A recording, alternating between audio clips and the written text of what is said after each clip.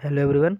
आज हम लोग हड़प्पा सभ्यता के नेक्स्ट वीडियो पे देखेंगे और इसमें हम लोग हड़प्पा सभ्यता में शासन व्यवस्था के बारे में देखेंगे और उसके उनके धार्मिक जो विश्वास है वो देखेंगे। इसके अलावा इस सभ्यता का पतन कैसे हुआ वो भी देखेंगे। ठीक है, चलते हैं।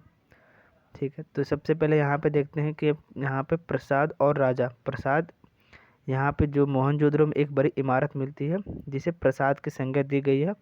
प्रसाद का यहाँ पे अर्थ महल से लगाया गया है। ठीक है, फिर यहाँ पे जो भी सत्ता के केंद्र या सत्ता में बैठे लोगों के विषय में कोई पुरातात्विक साक्ष्य नहीं मिलते हैं कि जिससे इनकी जानकारी मिल सके। और फिर एक पत्थर की मूर्ति मिलती है जिसे पुरोहित राजा के नाम से जाना जाता है। और ये आप यहाँ पे चित्र देख सकते हैं। ठीक है, और यहीं पर इनकी तुलना मेसोपोटामिया के जो पुरोहित राजा से उनसे तुलना की गई है।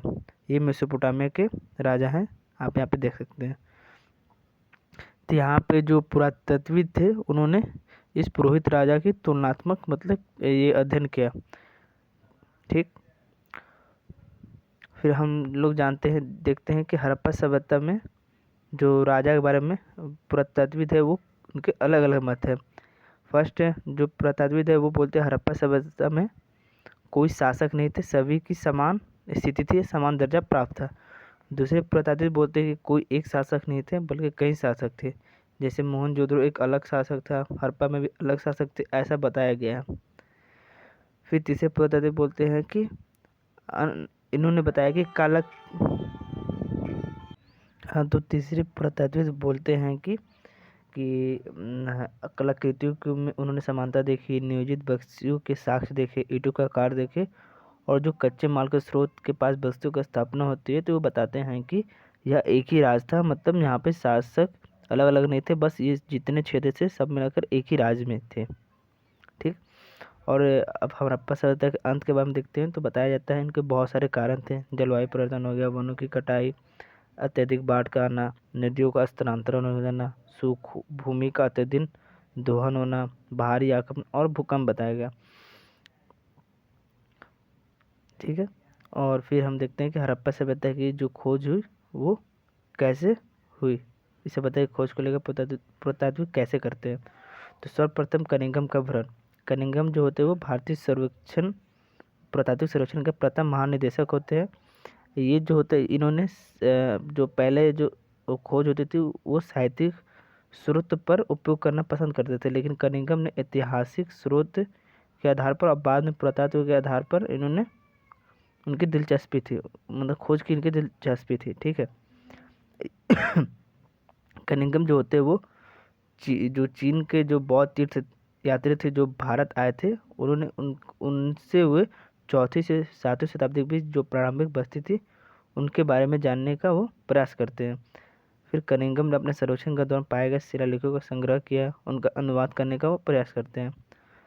कनिंघम को एक हड़प्पा कालीन मुहर होता है जो वो अंग्रेज देता है, अंग्रेज ने दी थी एक अंग्रेज ने, लेकिन वह इस मुहर को जो कनिंघम होते हैं वो ऐसी काल से जोड़ के देखते हैं, ऐसे कालखंड से जोड़ के देखते हैं जिससे वो परिचित नहीं थे।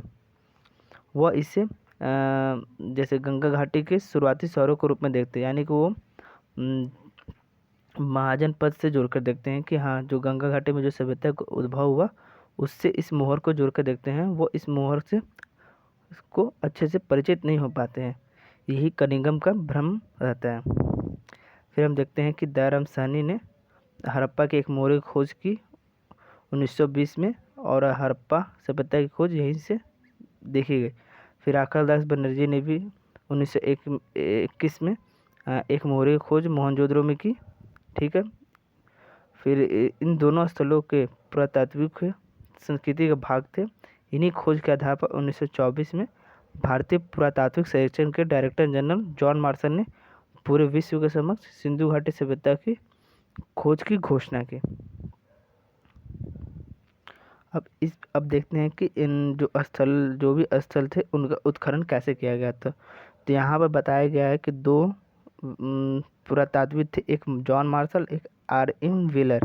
तो जॉन मार्शल होता है, इन्होंने जो भी साइट होती थी उसके स्तर जो विनाश होता है उसको नज़रअंदाज करते हुए नियमित क्षैतिज इकाइयों के साथ खुदाई करने की कोशिश की जो पूरे टीले के समान रूप से मापी जाती थी।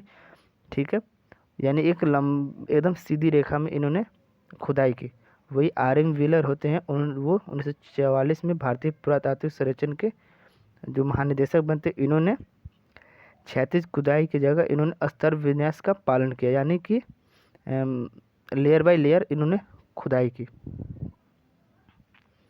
अब इसके अलावा यहाँ पे देखते हैं बहुत सी मूर्तियाँ मिलती हैं उनसे संबंध में। यहाँ पे एक महिला की टेराकोटा मूर्ति मिली है जिसे आप चित्र में देख सकते हैं, जो आभूषण से लदी हुई थी। इसे मातृ देवी की संकेत दी गई है। ऐसी बहुत सारी मूर्तियाँ जो है वो इस हड़प्पा सभ्यता से मिली है। इसलिए बताया जाता है कि जो हड़प्पाई समाज था, हो सकता है ये मातृसदात्मक था और इसे मातृसदात्मक समाज भी कहा गया है। फिर कालीबंगा और लोथल से महान स्नानागार और अग्निवेदियाँ मिली है। अग्निवेदिया यानी हवन कुंड बोल सकते हैं आप इसे। ऐसा माना जाता है कि इस समय जो लोग थे वो प्रकृति की पूजा करते थे। ठीक है, यहाँ पे कुछ जानवरों मिले हैं जो एक सींग वाले जानवर थे जिसे यूनिकॉर्न कहा जाता था। और यहाँ पे एक मोरों पर एक चित्र मिलता है जिसमें योग करते हुए योगी का चित्र दिखाया गया है, जिसे आदि शिव भी कहा गया है। ठीक है, आप इसे यहाँ पे चित्र में भी देख सकते हैं। आदि शिव के बारे में बताया जाता है कि जो प्राचीन ग्रंथ हमारे धार्मिक ग्रंथ है ऋग्वेद में, उसमें रुद्र नामक देवता का उल्लेख है। पौराणिक रूप से उसमें शिव के नाम से इनका प्रयोग किया गया था। ठीक है, लेकिन शिव के विपरीत ऋग्वेद में रुद्र को ना तो पशुपति के रूप में दर्शाया गया है, ना योगी के रूप में थे।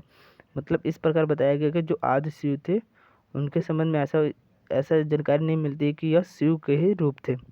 ठीक है, तो इस प्रकार हमारा हड़प्पा सभ्यता से संबंधित जो भी जानकारी थी इस वीडियो में मैंने बता दी, और नेक्स्ट वीडियो में हम लोग इसके आगे के चैप्टर को देखेंगे।